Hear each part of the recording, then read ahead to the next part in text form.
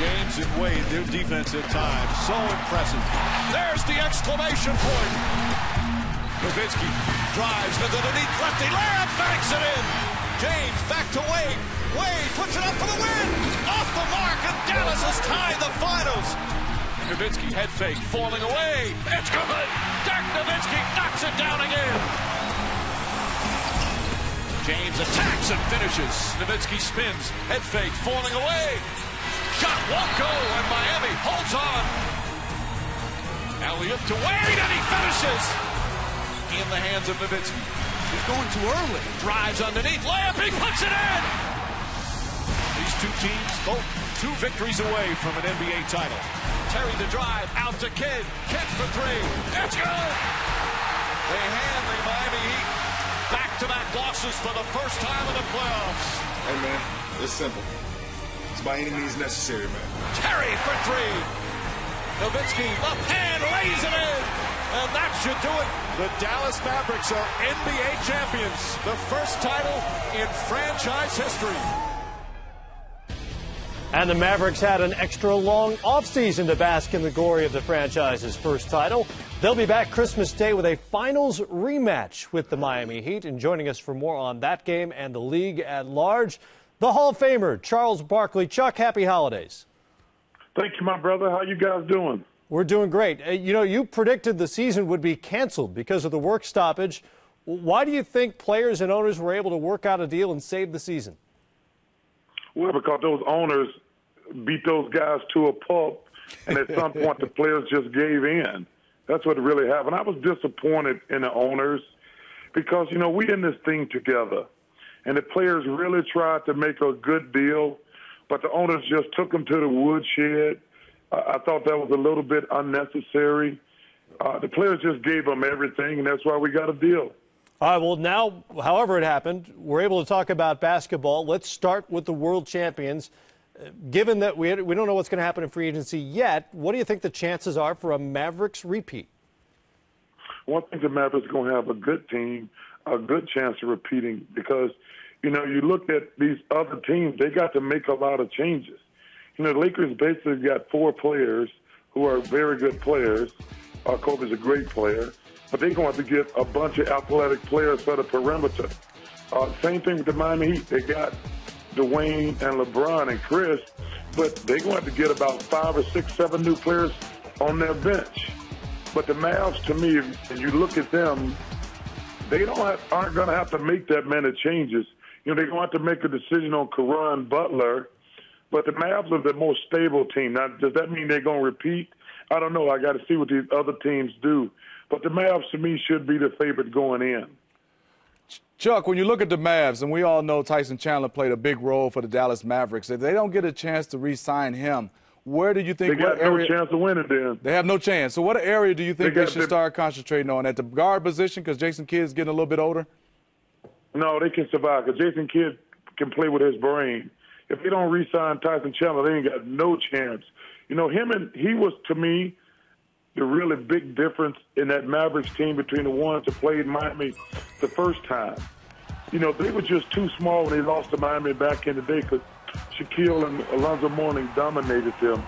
If they don't re-sign Tyson Chandler, they got 0 chance of winning the championship again.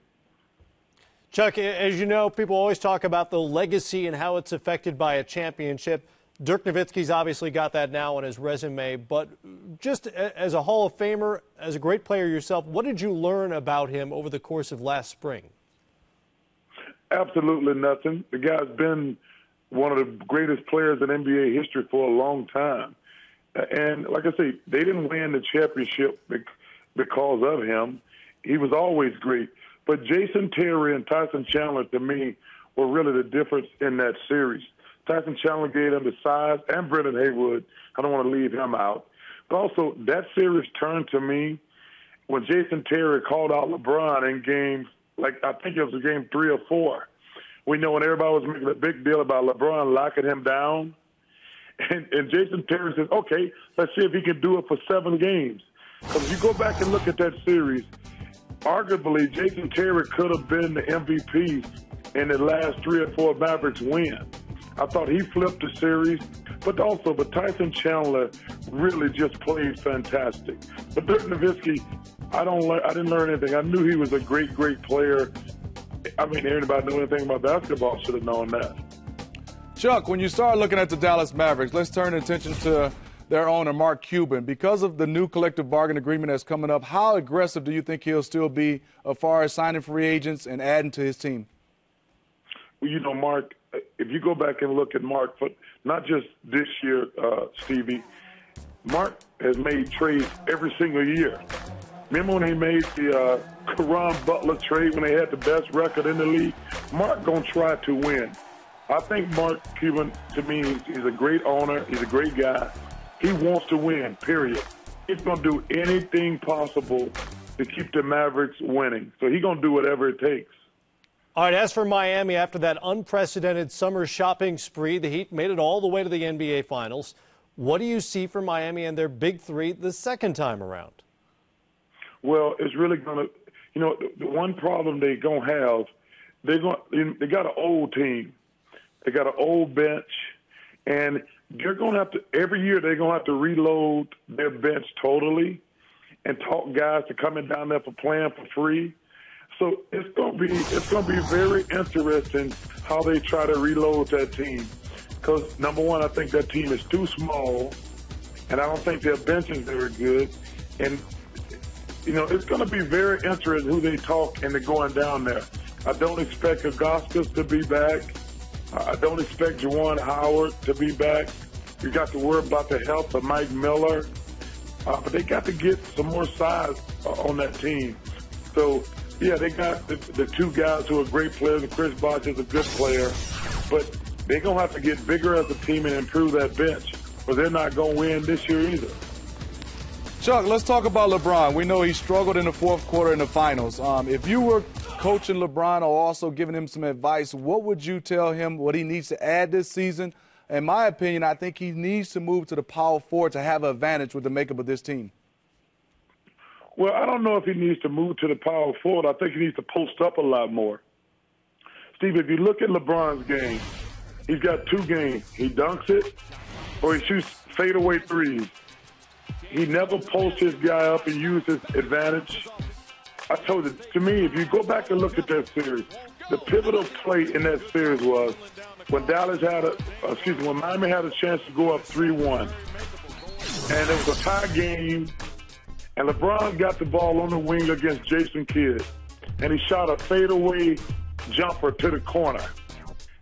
There's no need for as great a player he is and the size advantage he has over Jason Kidd.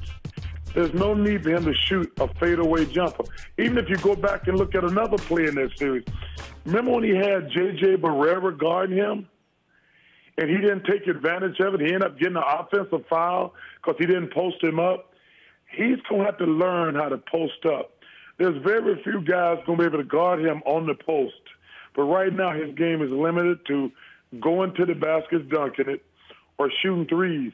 And every time he does that, he helps the defense out when he shoots fadeaways and he shoots threes. The guy is the most physically gifted player in the NBA.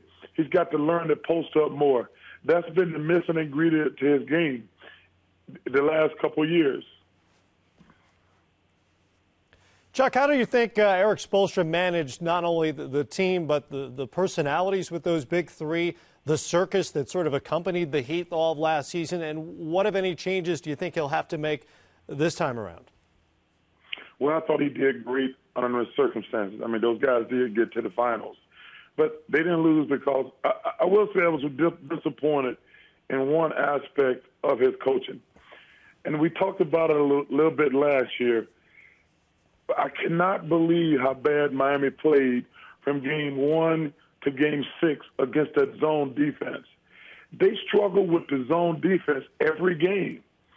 Eric did a fantastic job throughout the season. But if you go back and look at those games, and clearly we watched every game, I cannot believe how much the Miami Heat struggled against Dallas zone defense. Man, I love to play against the zone defense. The zone defense is the worst defense in the history of basketball. All you need is a couple shooters, a penetrating guard, and big men who can rebound, because you can't box out in the zone. But Miami act like it was Chinese arithmetic from game 1 to game 6. They had no clue and made no adjustments. Good to hear your voice, Charles, as always. Happy holidays. All right, my brother, I'm glad to be back to work. You guys have a great holiday.